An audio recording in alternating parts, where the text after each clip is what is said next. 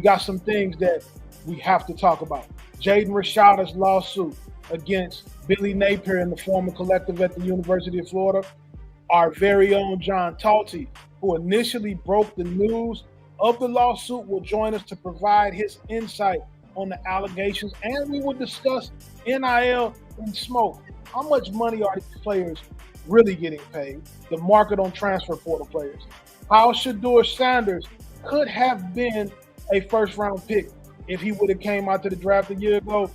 And Kirby Smart continues to recruit verbally committed players. Some people say that he's bullying the pack. He's got his hands on all of the top kids. Smoke.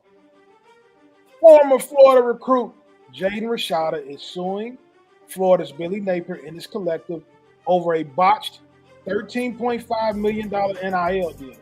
The complaint details a number of counts alleging Napier and others fraudulently induced Rashada to attend Florida with no intention of following through on their financial promises. Let's bring in our very own John Talty, who broke the news on the lawsuit. John, it was a whirlwind recruitment for Jaden. He flips from Miami to Florida, requested a release from his NIL following the botched NIL deal with the Gators.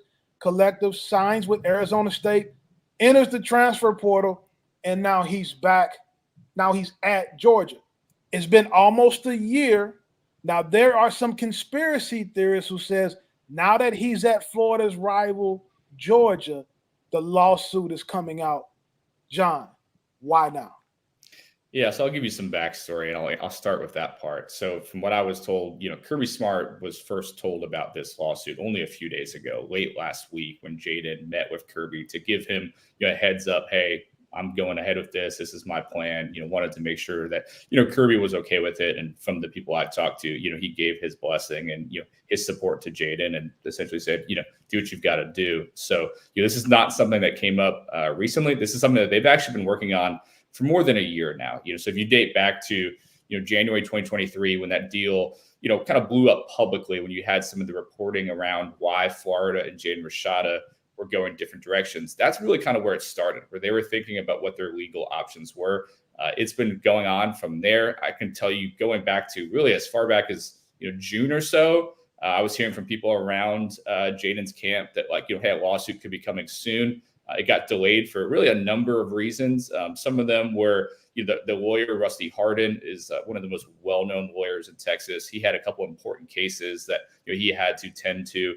And then the other part, and I don't know if this has been publicly out there yet, to be honest, is that there was an NCAA investigation into Florida, into this situation. It was playing out. They had interviewed multiple key parties involved, and the Rashada side of things wanted to let some of that play out, wanted them to do their key interviews, some of which they had yet to do before they filed a lawsuit. Ultimately, that investigation got stopped because of the Tennessee and Virginia lawsuit against the NCAA. And then from there, it's just been, trying to get all their ducks in a row, trying to figure out exactly, where the location of the lawsuit's going to be, who they're suing, and then timing. And I would say the last month or so plus, I've been hearing, all right, it's close, it's coming. And then finally, of course, it got filed this week, and it's gotten a tremendous amount of attention and discussion over the last 24 hours. John, man, again, great job on the story, but just understanding the story. Who was to blame for this whole deal just falling apart? Because it seemed buttoned up, but who was to blame for this falling completely apart to the point that we're at the place where we're at now? Yeah, I think that, you have to probably look at the very top at, with the boosters and the collectives. And I think that's, there's a lawsuit.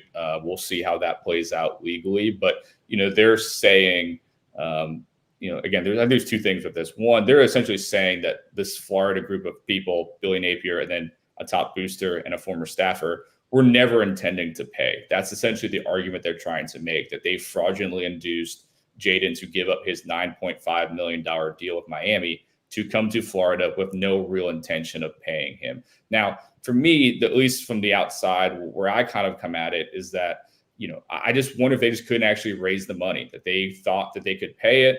They made commitments to pay it. And then ultimately, when the time came to actually pay it, either they didn't have the money or they no longer wanted to spend it. And I think you guys know this well.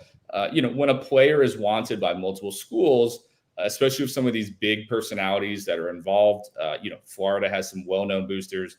Miami has some well-known boosters. There was just a bidding war, and I think it drove the value up really, really high.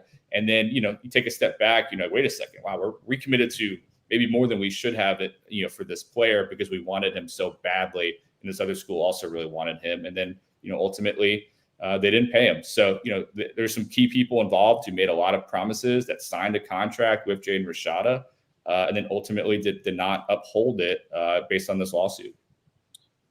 John, there's some big-time 2025 prospects due on campus this weekend at the University of Florida. Does this lawsuit affect recruiting at all? Well, they've been doing a great job, right? You guys know that well. Florida has done a good job over the last year plus. And then, you look back to signing DJ Lagway, and this is also post Jaden Rashada. This story has been out there, and they've still been able to sign some top players, including, again, DJ Lagway. I do think it's something they're going to have to address. It's obviously a hot topic. To the best of my knowledge, Billy Napier has still not commented on it in any way. So, if I'm a player parent, if I'm a coach, and I'm down there with my, player or son, I'm going to want to know what happened here. Like what's going to happen to you? What's your job security like? There's just a lot of, I think, big questions that come with this lawsuit that, Billy Napier and his staff are going to have to answer. And I certainly don't think it helps the recruiting efforts, given that there already been open questions about, what Billy's long-term job security looks like at Florida, given the incredibly challenging schedule that they have this season. During that cycle when Jaden was getting recruited, pay for play wasn't introduced to the format that we're working at right now.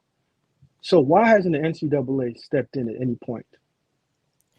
Yeah, so I think they were trying to, and I think that you had a couple of things that happened here. So to your point, for a long time, felt like they weren't doing anything, right? You hear these stories, you see some of these stories, and it feels pretty blatant, pretty out in the open. And then the NCAA is not doing anything. And I think that emboldened more and more people to do things.